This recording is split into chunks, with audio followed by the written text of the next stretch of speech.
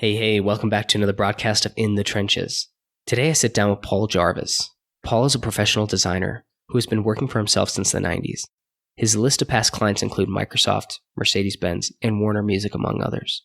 Beyond design work, Paul is also a prolific writer, and he might be best known for the counter-conventional ideas he shares in his blog, which have received widespread attention, including being retweeted by people like Ashton Kutcher and Ariana Huffington. You can find all of Paul's writing and his newsletter at his website, pjrvs.com. In today's conversation, Paul and I cover a lot of ground, including topics such as business growth. Is it a good thing or a bad thing? Why you should always seek to simplify and delete before you add more onto your plate. How and why you should personalize your marketing.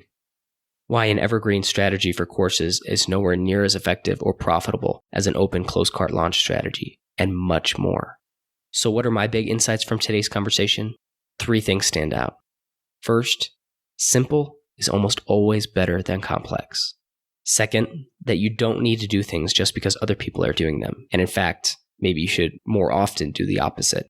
And third, maybe you should delete the comments on your blog because blog comments may be the worst invention ever. You'll definitely have to listen to the interview to understand why I make that comment. Finally, if you'd like to check out the show notes of this interview, go to tomworkus.com/Paul-Jarvis. Jarvis is spelled Jarvis. All right, ready for the interview? Let's get to it. So, Paul, I think the most interesting place to start, or at least the thing that I'm most interested in hearing from you, is your perspective on quote unquote growth and maybe how that's evolved over time, if it has at all, and whether growth is a good or bad thing, kind of your take on it, generally speaking, then we'll kind of get deep on it. Yeah, I mean, this is possibly one of those things where I hold a slightly wacky and counterintuitive opinion to the masses or other people in my space. So I'm stoked to talk about it. And I think to begin, I would just like to, I guess, say that things like personal growth, like growing as a human being and learning, always up for that. I think that kind of growth is not what I'm talking about or going to talk about here. The kind of growth that I think where I have a varying opinion from a lot of other people is in business or in the, I guess, and I hate to call it like lifestyle business, but I don't know another word. Like when people work for themselves and they sell things on the internet, because I think every business is a lifestyle. I think that if you work for a startup where that consumes your life, you have definitely ascribed to a very specific lifestyle because it consumes your entire life. Or if you're working at a venture backed company, you're beholden to the investors and then your customers, and that's a lifestyle. So I think when you're working for yourself as kind of like a small business or a one person business or a solo entrepreneur, whatever you want to call it, even though I think it's a lifestyle business, I think all businesses are lifestyle businesses. Like the longest way to get into what you actually asked me about ever, but I will proceed. So I think growth for business, for myself personally, I don't want growth. So I run a one person company. I have for almost 20 years. It'll be 20 years in February of Wow. 2018, which is ridiculous. And I feel really old. But I haven't ever wanted to grow my business. And that hasn't changed since the beginning. Or I guess in the beginning, I had no way to grow my business because I had no money and not very many clients. But then as I kind of got more popular and could charge more, I could have at that point, because I was doing web design at the time, I could have hired other web designers or a project manager or like a CFO because I have no idea how that works. I still don't know how that works. But I decided that I wanted to do the work that I like doing. I didn't want to evolve a business where I would kind of promote myself out of the job I actually liked. Because I don't like managing people. It's not fun for me. I know other people who are really good managers. I am not a really good manager and I don't like doing it. So, because I like designing and writing, I want to be in a business where I am doing designing and writing. And so, I don't like the idea of, for myself and a lot of people, because I wrote a book about this, and a lot of people that I've talked to, they don't really prescribe to the idea that like growth in all directions makes sense. So, even things like money, I don't need to make more than a certain amount of money.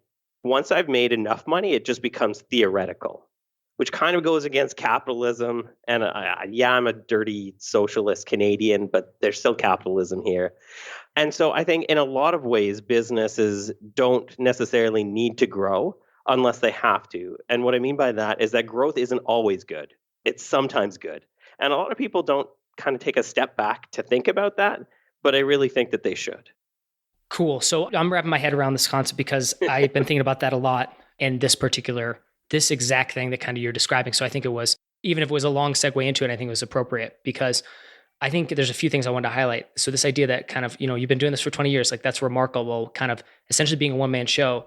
And we can probably dive into that. But also this thing that you said about, I don't want to evolve a business where I would promote myself out of the job that I actually like doing. I think that's such a powerful sentence and phrase and just idea that people could really embrace. Here's my question for that though. Like you might know what you like, but how do you know what you definitely don't like until you try it out?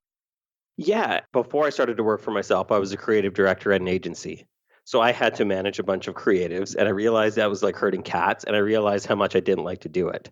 So I have actually grown my business in little spurts and then scaled back. So I think you're right. It's interesting because like you can have a conceptual idea of what you want. It's just like if anybody in the entire world is like, "Oh, I want to write a book." I'm like, "Well, have you written a book?" And they're like, Yeah. "Well, no." And so they like the idea, and I think it was Austin Kleon who said that a lot of people like the idea of the noun but not the verb. So you like the idea that you want to be a writer, but you don't like the act of writing, or you just don't do the act of writing. The reason that you and I write books is because we sit down every single day and write. Hmm. So if people have kind of a separation between the noun and the verb, then the noun isn't ever going to happen. And I think the same is what we were just talking about, where I've tried the things and I don't like managing, so I don't want to be a manager, or I don't want to run a company, or I don't want to do any administration work whatsoever, which still should happen in a small business, but it doesn't always. Yeah, I like it though. And I think then it sounds like if there's like a particular idea to take away from that or something that would be applicable would be if you're listening to this and you haven't gotten to the point where you kind of know exactly what you don't like or at least reflected on enough to say for certain you don't actually like it, feel free to try things out. But I think what's really cool is actually then, that next step, it's once you kind of know, like you probably have an inkling of what you don't like. I think Yeah. that's the thing I have a sense when you're talking like, I have that inkling of a couple things that I know I don't like and I'm doing right now. And it begs the question is like, well, why do it? Maybe Hmm. I could get rid of that. Like maybe that could be deleted, not even delegated or outsourced or whatever, but just straight up deleted if I just changed my surroundings a little bit, at least in like the business that I'm running and restructure it that way. So has that kind of been a part of what you've done? Like essentially being intentional about like, I'm going to keep writing, I'm going to keep doing the design work and just being intentional that you don't allow anything else to kind of seep in that could pull you away from those core things that you enjoy doing? Yeah, I mean, a lot of questioning growth is just saying no. It's hard though. It completely is because a lot of us solve business problems with more, right? So if we have, say, a lot of support to do, we hire more support people because that's easier than fixing the thing that we're selling and making it so it doesn't require as much support. I know because I've gone in both directions for that specific example. So a lot of times the easiest solution is growth. And the harder solution is to fix something like one step back so growth isn't required. So maybe you can make a bit more money by not hiring like three or four support. And that's just an example. That's interesting though, because I literally did that this year. I went the growth route and Hmm. we were rocking and rolling. And then it just got to a point where it's like, wait a second, I've accidentally created an agency. Yeah. And I'm like, man, I really don't like this. And so I looked at how I could scale it back and remove, friction from the process so I could just handle the things that I want to handle. And it really did streamline everything. And I would say what's crazy is I'm more profitable than ever because of Hmm. that. And that's been a light bulb moment for me this year. Awesome. If I write another book on the subject, I'll interview you for it Perfect. because that sounds like a great case study for the book that I just finished. So, Well, I'll read it. I'll read it in 2019, right? yeah, exactly. Traditional publishing, man. That's interesting. So you also have some other fun like ideas and perspectives on business and life in general and how you kind of prioritize those things. Do you ever get pushback on these ideas of growth? Growth in particular is something that a lot of people do. They put it on a pedestal. I get it because I understand like a bigger company, if it's not growing, well, it's probably dying. But for like the freelancer, the coach, consultant, the solopreneur, so to speak, that's not necessarily the case. So I'm just curious kind of what kind of pushback you've gotten from this idea and kind of what your perspective is on that, like how you respond to critics of your criticism of growth as kind of the epicenter of what you should be doing. Yeah, I mean, I think the biggest critic for that is me. Right? Like in my head, I'm like, "Are you a idiot?" Like when I was doing web design specifically, doing client work. Now I kind of do product work more, so it's easier to scale in the ways that make sense to me. But when I was doing client work, I was thinking like, okay, you have like a 6 month waiting list or an 8 month waiting list. Like, why are you resisting this? And I would keep coming back to, well, like, what's the purpose of me working for myself? Because it's easier to work for somebody else. It's so much easier to work for somebody else. So if you are going to work for yourself, you have to make it work in a way that works for you. Because if you are working for yourself and you're unhappy with the way that it's working, like if your boss sucks and you're the boss, then you've got to kind of figure that out internally, right? You can't just blame it up, which is what a lot of people do if they work for a company. Mm, Oh, I'm unhappy. This is my boss's fault. hmm. If you're the boss, then you're kind of blaming yourself. And so you have to kind of think like, what's the purpose of working for yourself in the first place? Because if it's to make all of the money, then do whatever it takes to make all of the money. If it's to be a little bit happier than working for somebody else, then by all means figure out exactly what you need to do in your life and in your work to make yourself a bit happier than working for somebody else. I mean, it's still work, right? Work is called work, not like super happy rainbow fun time. Whether you work for yourself or not, there's still things that need to be done. Mostly what I'm talking about is like bookkeeping. Right. You can always outsource that. Yeah, which I definitely do. And I mean, I outsource a lot of stuff. I have a team of probably about 6 or 7 people that I work with. So they don't work for me. I just hire them as freelancers and I don't have to manage them. So the way that my small business or company of one or whatever you want to call it works is that I pay more for the help that I need, where it makes more sense for me to pay somebody than do it myself, whether it's saving time or saving money or whatever it is. I always hire the best person that does the thing. So I end up paying them more, but I have to manage them less. So my bookkeeper, I don't have to talk to. She just does all, like, she just knows how to do all the things I need. Or my copy editor, he knows my voice so well that he can take my articles, copy edit them, and just email me at the end and say, like, hey, this is ready to put in a MailChimp. So I would rather pay more and manage less. And that's what specifically works for me. So I don't really need to, like, I would never want to hire these people full time. I don't even know how that would work. There'd probably be like benefits and 401ks or RSPs. And like, I don't care about any of that stuff because it takes me away from the purpose that I exist as a business in the first place.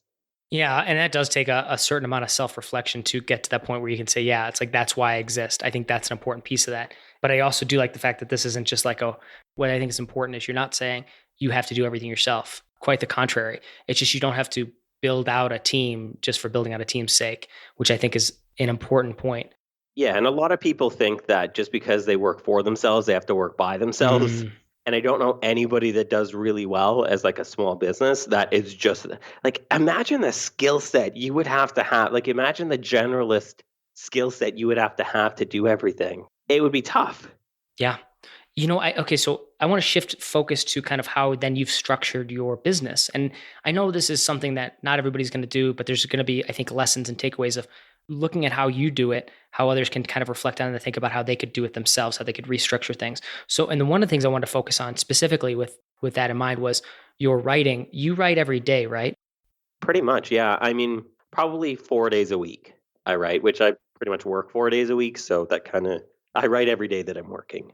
Right. And you don't have like a typical approach to it like a lot of, their bloggers and podcasters out there. It's like everything you do is obviously very straightforward. I'm curious like what your take is on like say two things maybe, like the purpose of a blog in your opinion now and going into the future. Like what is the purpose of that? And also a newsletter. Like what do you feel like is the purpose of a newsletter for you and how you operate? Yeah, so I think the answer is the same for both, which is good. So now I don't have to remember the other question while I'm answering the first. Cool. Perfect. So I think the purpose of a blog or a newsletter, and I use my newsletter like a blog, which is why it's the exact same for me, is to help people. Actually, there's two things. So the first thing is to help people because I like to be helpful. That makes me feel good. That inflates my ego or whatever. It's both good and bad. But when I feel helpful, I feel valuable and I feel better about myself. So it's a win. And then obviously I'm helping other people and then they feel good and they feel valuable. And then it's a win for them as well. But I think that the other part to that is you want to give people a taste because typically, especially if you're running a business and you're not just blogging for the sake of blogging, which is totally fine too. But if we're talking about this in the context of business, then I think blogging or sending newsletters with blogs or whatever it is, you want to give people a taste. It's easier for me, and I've found this definitely to be the case, is I would rather people not buy something from me right away, which is why I think in my welcome letter, I talk about getting the person's name tattooed on my inner left arm. I'm not selling anything right Hmm. away because I don't want anybody to buy something from me right away. I want them to figure out if I'm the right person to teach them or the right person to help them. Because then that means I have to do less work on the back end. I do almost no refunds because one, I try to make my products as good as possible. But two, I try to make sure that if somebody's going to buy something, they know exactly what they're going to get. They know my teaching style. They know that I talk too fast and I'm weird, I'm quirky, and I swear. Like all of those things, I try to let people know who I am because I found as well that a lot of people buy from me not because of the topic, but because of how it's presented and how it's presented as me. So a lot of people, and I did a so weird. I did a survey for my audience. I think it was last November about reason, and I only emailed the people who had purchased something from me. And I was trying to dig into the reason why, which is really weird because it's me. So it feels kind of personal. But what I found to be the main reason why people buy is because they like me, which is both scary, Mm. really scary, and really awesome.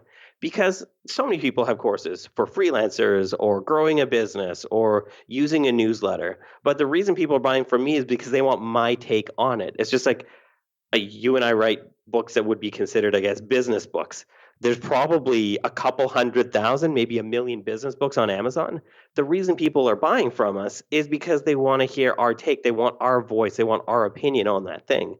Bringing it way back to the beginning, the reason for a blog or a newsletter is you want to give people a taste of who you are. You want to tell people what you believe in, what you feel, what you kind of, if you have any counterintuitive opinions. And I think I talked about that in the first email as well, like what my contrarian beliefs are about business. So I list that out in the first email. So then if they buy something from me 2 months, 6 months, 18 months, 12 years later, then they know exactly what they're going to get. That's really why I send a newsletter every week is because I want to be valuable and helpful and I want people to get to know me so if they're going to buy something, they're making the right decision for themselves. I love that. Now, when you think about helping too, you write about I would say a plethora of content as well. You hit on a lot of different points. So, how do you, I guess, conceptualize that person who you're helping? Is it just you're writing essentially kind of like helping yourself or a younger version of yourself, or do you actually kind of have a clear picture of like who the person is that's typically reading your work? Are they creatives by nature, writers, or solopreneurs, or that kind of thing? Like, or do you just kind of feel it out and produce what feels right? Yeah, so in the beginning, I was thinking about okay, who's like a specific person or very tiny group of people that I want to reach. Because in the beginning, I wasn't reaching anybody. Nobody was on my mailing list because everybody starts with a list of zero. And so I started to think about okay, who is the type of person that I want to reach? Because I think a lot of people don't realize that you can choose your audience just like your audience can choose you. And I've made a ton of mistakes there. Like my first book was a vegan cookbook. I realized early on, even though I'm vegan, I love being vegan, I don't want to reach other vegans. Like that's the worst idea for me in terms of audience. So the second book was an online business book. So in the beginning, I started to think about who are the people that I want to reach? Who are the people who I would enjoy communicating with? Because if you're reaching an audience, it means you're probably or hopefully communicating with them all the time. And so I started to build an audience based on the type of people that I wanted to reach. And then after time, as my audience grew, now I just look at my inbox because I probably get 2 or 300 replies to every newsletter I send every week. So I can easily see what people are working on or struggling with or wanting for. I get people all the time, "Hey Paul, have you written about this?" And I either reply with like, "Yeah, here's the article," because it's hard to search the archives on my site and I should fix that, or it's hey, that's a good idea. Or if 10 people emailing me asking about the same thing, I'm like, if 10 people are asking me, there's probably a couple hundred people who want to know, or a couple thousand people who'd be interested in reading about that. So now I just kind of use my inbox is my content mine. So I just go in there, I dig around a little bit, I find some nuggets, and then that's what I write about. I like that. What was your decision? I don't know if you ever started with comments, but I noticed like you don't do comments on your blog. Is that, structural? Is that what's your take on that? And I'm sure you get this a lot. So, Yeah. So the first reason is because I don't want people to leave a comment. I want people to sign up for my mailing list. So everything on my website, like it looks mm, like a boring plain website, but all of it has been A/B tested and thought about probably to death. So the main thing I want people to do when they go to my website is to sign up for my list, because I know once they're on my list, if they like the content, if they find it valuable, they're going to buy something from me. If they buy something from me, they're more than twice as likely to buy more things from me. So it fuels my entire business. All of my money is made from my mailing list. Whereas comments are just people talking. I would rather people get the article, which shows up in their inbox anyways, if they're on my mailing list, reply to me, and then we can have a discussion about it. So I don't have comments for that business reason. The second thing is I think comments are the worst thing that ever happened to the internet.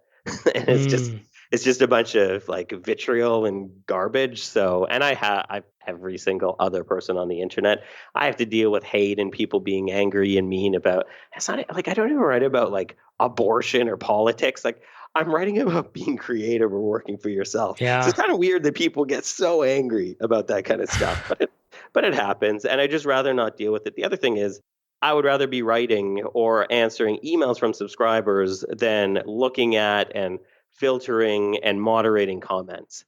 Like, I don't want my day to be filled with comment moderation, so I don't have comments on my website.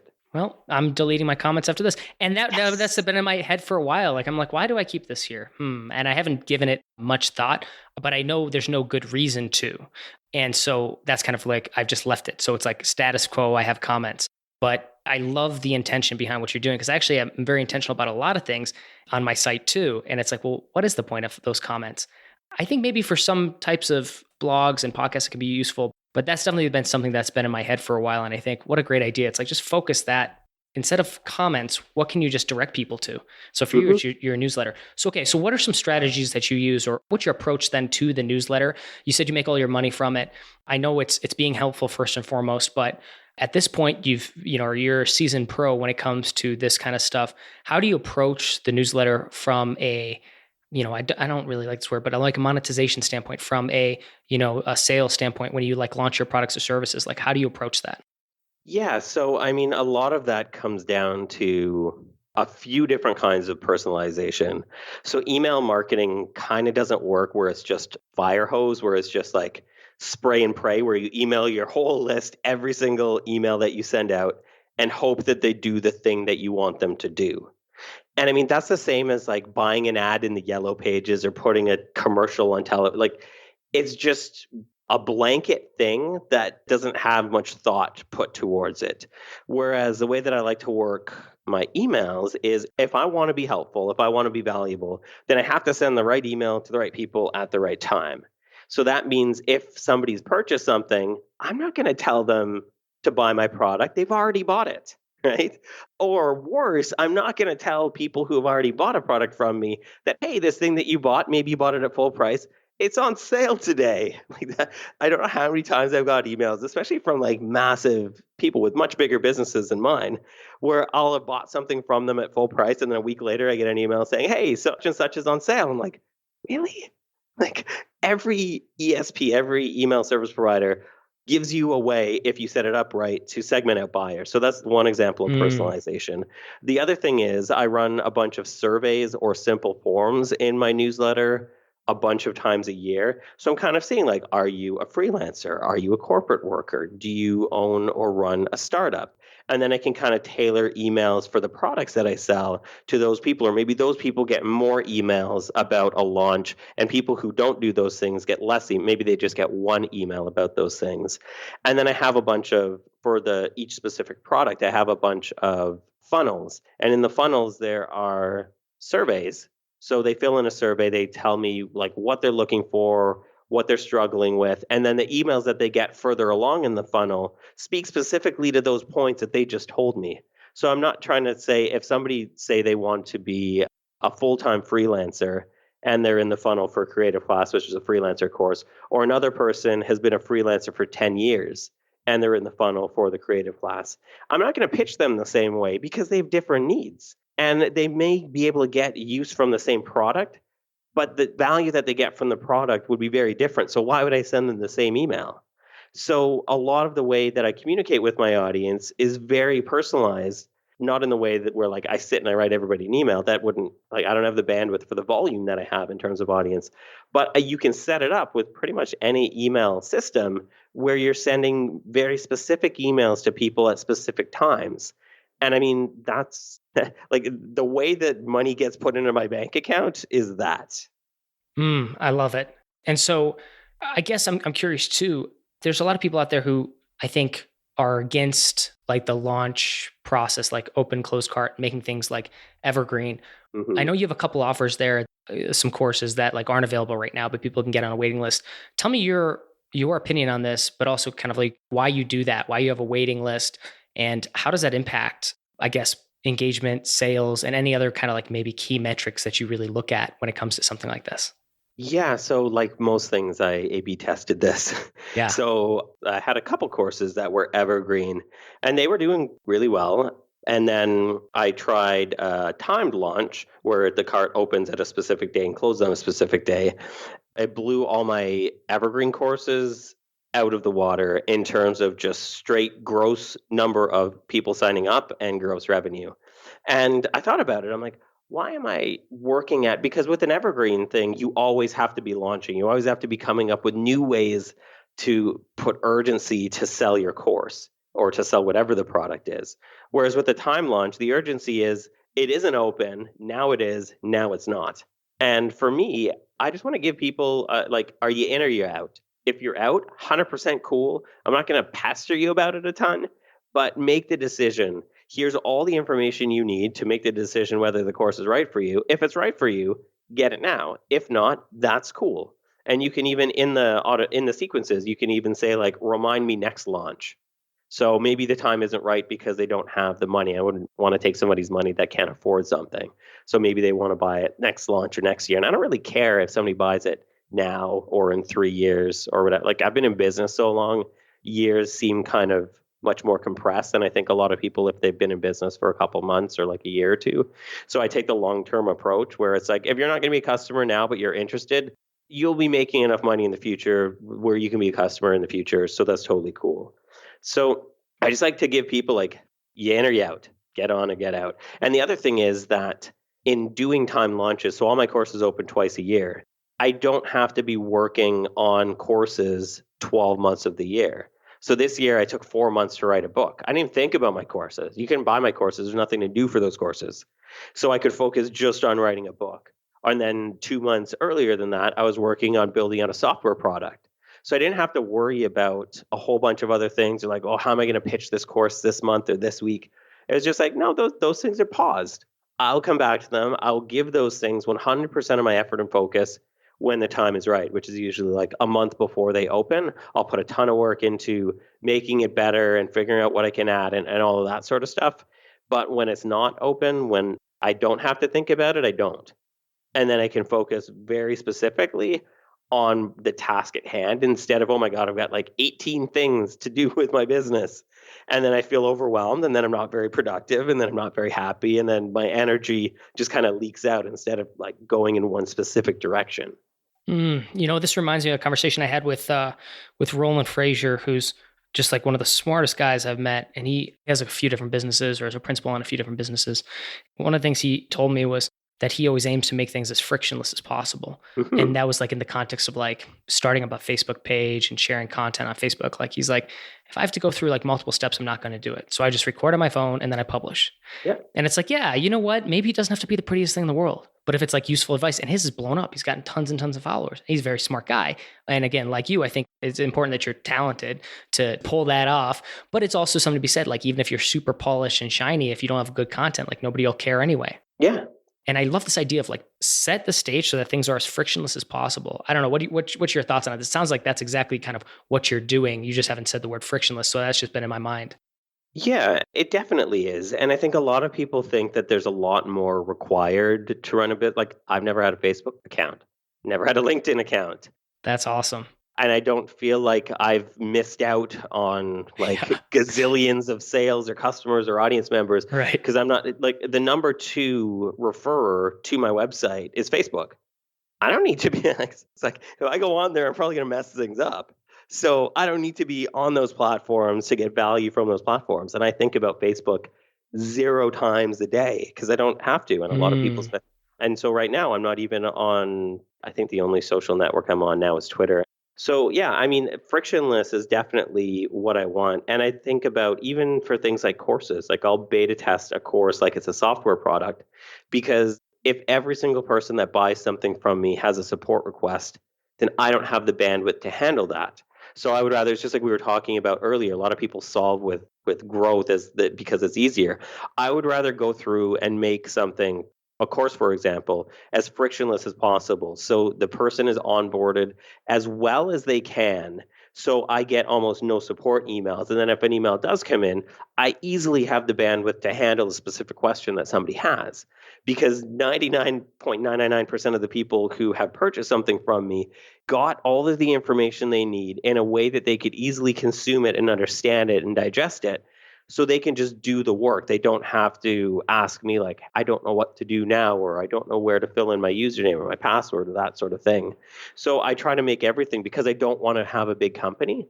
So I try to think of, even when I'm coming up with software ideas, I think like, okay, what is this type of software something that would require a whole lot of support? If it is, I'm not going to build it. I don't care how much money I think it could make. So I'm always trying to think about like, okay, what can I do where I can focus on the work that I want to do and I'm not going to get consumed in other things or in other tasks. I love that. It just seems like a very peaceful way to run a business and to be able to produce stuff that people like and enjoy and be fully, doing what you really enjoy. That's what I really like about your philosophy. And it's actually kind of like I'm like already making notes on things I'm going to kind of start to implement because that's the big thing on this podcast. There's always like one thing I'm going to implement after every one of these Yeah. conversations. This one's definitely getting rid of comments, but also just Awesome. thinking about like how I can structure what I do to be frictionless, to be like the best it can possibly be, to not only reduce my time, but I think also like the inverse of that is what you're really doing is you're providing a great experience for the user. Hmm. Think about it. It's like if the support ticket has to be made, there means there's something off. Of course, there's always going to be random stuff. But if you looked at that, I think that means there's fundamentally there may be a problem, especially if you keep getting support tickets for like the same thing. So Yeah. a great experience is one where nobody needs to submit a support ticket. Yep. So I think that's really cool. I don't know if that was like intentional as well on your part, but it seems like that is the case as Yeah, well. that 100% intentional on my part. And it requires a lot of work to get to that point. But if it means that I spend a few more weeks working on something, so the end result is not getting that volume of support or not even just like, I want people to be happy with like if somebody spends $300 on something that I sold them, I want them to feel good about that purchase after they purchased it, not just the like FOMO, like, oh, I feel like I should get this. Everybody else is getting this. It's like, no, I want somebody to be happy because they bought it, not because they're thinking about buying it and it's stressing them out and they're getting anxious about it. If they're happy after they've given me that, making money is tough, right? Like, so if you're giving somebody else money, you want to feel good about that purchase. So I want people to be happy with what they buy. I want people to feel like there's value there. And the way to do that is to make it as easily digestible as possible, especially when we're talking about stuff online. The internet is held together with like paper clips and duct tape most of the time. So the bar is set so incredibly low for things just working that when something does, I feel like it's a really pleasing experience. I love it. Well, Paul, I appreciate getting to dive into your brain here and pull out some of these insights to share with others. I really appreciate your time with this. Where can people reach out if they're listening to this? They like your style. Where can they reach out to find you and get in touch with you? And of course, sign up for your newsletter. Yeah, the newsletter, it's called the Sunday Dispatches, is the best way to, I guess, see what I'm writing and thinking about. If you Google Paul Jarvis, you'll find my website. It's pjrvs.com, but nobody ever remembers that. Luckily, the SEO on my name points to me. So if you just Google Paul Jarvis, you'll find me. I love it, Paul. Well, thank you so much for being on In the Trenches with us. Cool. Thanks, man.